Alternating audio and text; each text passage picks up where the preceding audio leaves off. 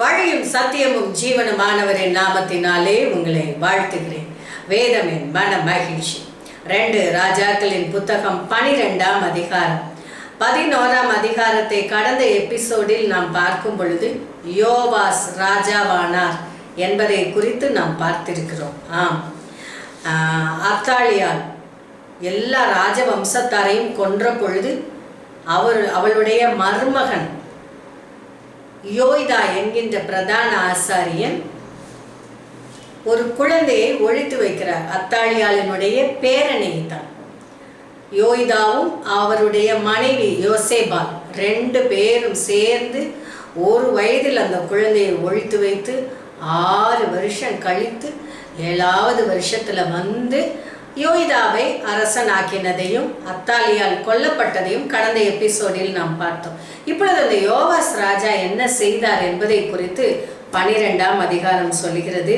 யோவாஸ் ராஜா யோய்தாவால் வளர்க்கப்பட்டவர். யோய்தா ஒரு கர்த்தருக்கு பயந்த பிரதான ஆசாரியன்.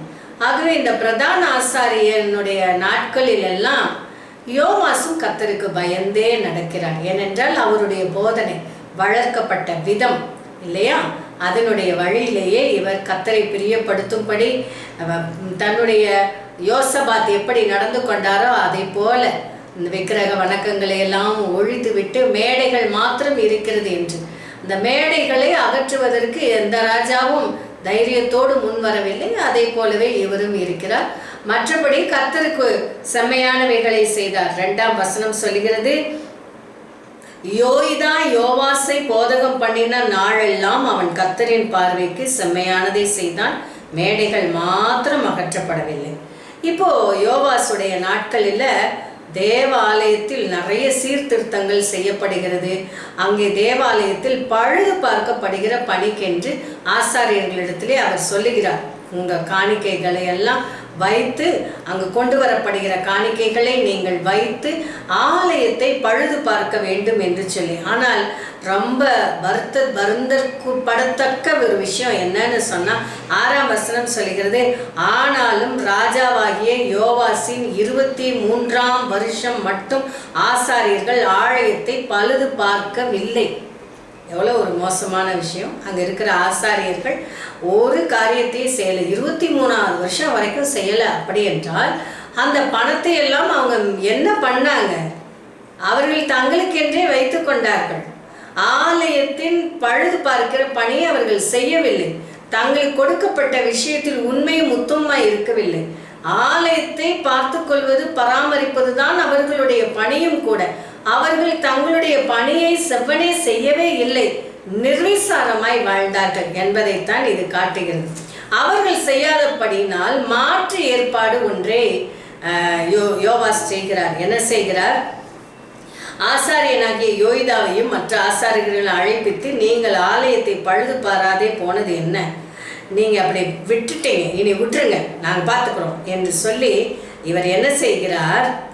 ஜனத்தின் கையிலே பணத்தை வாங்கி கொள்ளவும் ஆலயத்தை பழுது பார்க்கிறதுக்கும் ஆசாரியனாகிய யோய்தா மூலமாக ஒரு பெட்டியை எடுத்து ஒரு உண்டியல் போல அதை செய்து அங்கே வைக்கிறார்கள். அதிலே கொண்டு வந்து போடப்படுகிற காணிக்கைகள் ஆலயத்தின் பராமரிப்பு பணிகளுக்காக என்று சொல்லி ஒரு கமிட்டி நியமிக்கப்படுவது போல நியமிக்கப்படுகிறது.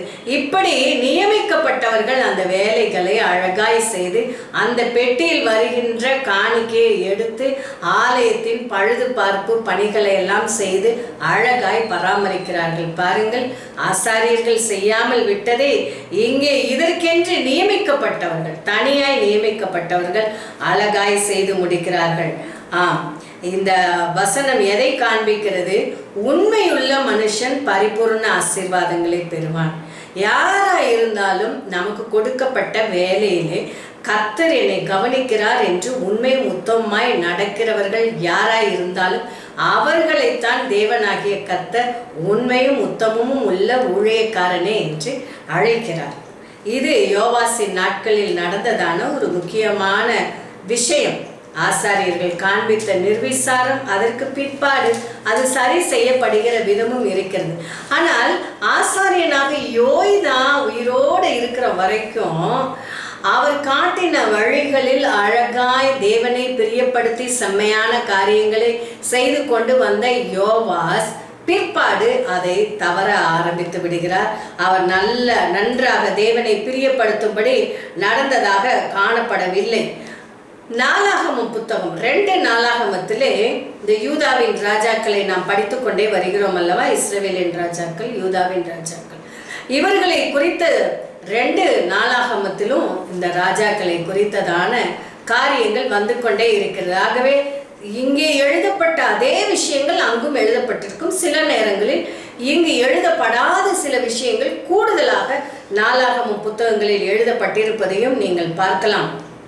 அங்கே சொல்லப்பட்ட ஒரு விஷயம், இவர் எப்படி பின்வாங்கி போகிறார் அதை எச்சரிக்கும்படி யோய்தாவின் மகனாகிய சகரியா அவர் வந்து தீர்க்க தரிசனமாய் சொல்லுகிறார். நீ கர்த்தருடைய வழிகளை விட்டு பின்வாங்கி போய் கொண்டிருக்கிறார் என்று எச்சரிக்கும் பொழுது எச்சரிப்பின் சப்தத்திற்கு செவி கொடாமல் அவரை கொன்று போடுகிறார். அவர் கொலை செய்யப்பட்டு விடுகிறார். என்ன ஒரு பரிதாபமான காரியம். துவக்கம் நன்றாய் இருக்கிறது, முடிவு பரிதாபமாய் இருக்கிறது. துவக்கம் விறுவிறுப்பாய் இருக்கிறது, முடிவோ அப்படி இல்லை. துவக்கம் ஆண்டவரை பிரியப்படுத்துகிறதா இருக்கிறது, முடிவோ இல்லை. முடிவு பரியந்தம் நிலை நிற்க வேண்டும் என்பதையே வேதம் நமக்கு சொல்லுகிறது. ஆகவேதான் ஆரம்பம் அற்பமாய் இருந்தாலும் முடிவு சம்பூர்ணமாய் இருக்க வேண்டும். துவக்கத்தை காட்டிலும் முடிவே நல்லது என்று பிரசங்கியின் புத்தகத்திலே நாம் வாசிக்கிறோம். இந்த யோவாஸ் இப்படியெல்லாம் செய்தபடியினால் கடைசியில் அவருடைய முடிவு என்ன ஆயிற்று தெரியுமா? அவருக்கு கீழே வேலை பார்த்தவர்களை பாருங்கள். யோவாசின் ஊழியக்காரர் எழும்பி, யோவாசின் ஊழியக்காரர் என்றால் யோவாசிடம் வேலை பார்த்தவர்கள், அவர்களே 2 பேர் எழும்பி யோவாசை கொலை செய்து விட்டார்கள். நல்ல ஒரு அரசன், தேவாலயத்தில் வைத்து பாதுகாக்கப்பட்டு பிரதான ஆசாரியனால் வளர்க்கப்பட்டு ராஜாவாக்கப்பட்டு நல்ல துவக்கத்தை ஆலயத்தில் சீர்திருத்தங்களை எல்லாம் கொண்டு வந்த இவர், ஆனால் பிற்காலத்தில் பாருங்கள், தன்னுடைய ஊழியக்காரர்களாகவே வெட்டப்பட்டு கொலை செய்யப்பட்டு எங்கே அடக்கம் செய்யப்பட்டார் தெரியுமா? அவனை கொன்றார்கள். இறந்து போன அவனை தாவீதின் நகரத்தில் அவனுடைய பிதாக்கள் அண்டையில் அடக்கம் பண்ணினார்கள். அவன் குமாரனாகிய அமத்சியா அவன் ஸ்தானத்தில் ராஜாவானான். 2 நாளாகமம் புத்தகத்திலே நீங்கள் வாசித்து பார்ப்பீர்கள் என்றால் இவருடைய முடிவை குறித்து என்ன சொல்லப்பட்டிருக்கிறது என்று பார்க்கும் பொழுது, அவர் ராஜாக்களோடு வைக்கப்படவில்லை என்கின்ற ஒரு மோசமான ஒரு விஷயத்தை நாம் பார்க்க முடிகிறது. அது எவ்வளவு பரிதாபமான ஒரு காரியம் பாருங்க. நல்ல துவக்கத்தை கொடுத்து கனப்படுத்தப்பட வேண்டிய பட்டியலில் இருந்த ராஜா பிற்காலத்திலே அப்படியே அவர் பின்வாங்கி போனதினால், ஆகவே தான் வெளிப்படுத்தின விசேஷத்திலே நாம் பார்க்கும் பொழுது அங்கே சொல்லப்பட்டிருக்கிறது, ஆதியிலே கொண்டிருந்த அன்பை விட்டாய் என்று உன் பேரில் எனக்கு குறை உண்டு என்று எபேசிய சபைக்கு கர்த்தர் சொல்லுகிறதை நாம் பார்க்கிறோம். ஆதி அன்பு குறையவே கூடாது. துவக்கத்துல வேகமா விறுவிறுப்ப காண்பித்து ரட்சிக்கப்பட்ட உடனே வேகமா நம்முடைய விசுவாசத்துல தீவிரவாதியை போல இருந்துவிட்டு பிற்பாடு பின்வாங்கி போய் அதையே மறந்து தேவனை விட்டு பின்வாங்கி போவது நல்ல விஷயமே இல்லை. 2 நாளாகமம் 24ஆம் அதிகாரம் 25ஆம் வசனம், அவன் படுக்கையிலே அவனை கொன்று போட்டார்கள். செத்து போன அவனை தாவீதின் நகரத்தில் அடக்கம் பண்ணினார்கள். ஆனாலும் ராஜாக்களின் கல்லறைகளில் அவன் வைக்கப்படவில்லை. பாருங்க, என்ன ஒரு பரிதாபம் இல்லை? நல்ல துவக்கத்தை கொடுத்து முடிவு பரிதாபமாய் போகக்கூடாது.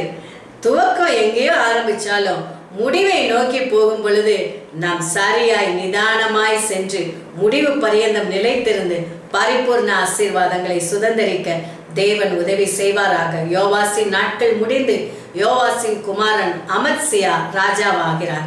அவரை குறித்த அடுத்த எபிசோடிலே நாம் பார்ப்போம். எங்கள் நல்ல தகப்பனே, ஆதி அன்பில் குறைவுபடாமல் நாங்கள் உங்க கூட வைத்திருக்கிற அன்பு அதிலே நாங்கள் வளரத்தக்கதாய் சஞ்சரிக்கிற அனுபவத்திற்கு கடந்து வரத்தக்கதாய் கர்த்தர் எங்களுக்கு கிருபை தாரும். பின்மாற்றமும் நிர்விசாரமும் எங்கள் வாழ்க்கையில் வராதபடி எங்கள் தேவனே ஜாக்கிரதையுள்ளவர்களாய் நாங்களும் காணப்பட உம்முடைய பலனும் கிருபையும் அபிஷேகமும் எங்களை தாங்கிக் கொள்ள கிருபை தாரும். இயேசுவின் நாமத்தில் ஜெபிக்கிறேன் நல்ல பிதாவே.